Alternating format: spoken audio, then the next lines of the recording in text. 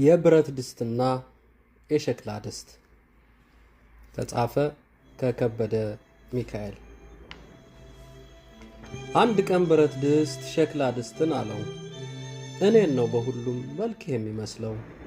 ወንድሜ ነህ እኮ ባታውቀው ነው እንጂ ከዛሬ ጀምሮ እንሁን ወዳጂ።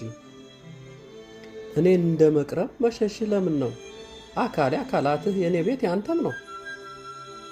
አሁንም በል ተነስ፣ ፍቅራችንም ይጥና፣ ሽር ሽር እያልን እንናፈስና መፋቀራችንን ይህልን ሰው ሁሉ የማንተዋወቅ ለምን ነው መምሰሉ? አጥቂ ቢመጣብህ ዘሎ የሚማታ እኔ ሆነሃለሁ ኃይለኛ መከታ። ለፀሐይ ላቧራው እየሆንኩ ድንኳን እደግፍሃለሁ ቢያነቅፍህ እንኳን። በደካማነቱ ቅር እያለው ሆዱ ተነሳ ሸክላ ድስት አንድነት ሊሄዱ።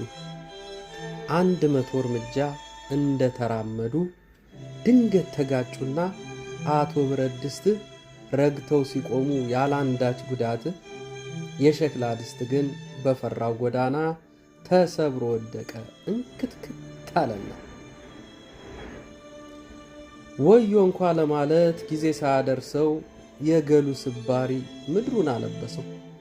እንዲያው ሰው ያላቻ እየተንጠራራ ለመሻረክ ቢያስብ ከበላዩ ጋራ መቼም አይጠፋና ከኃይለኛ ግፍ ከጉዳት በስተቀር ምንም አያተርፍ።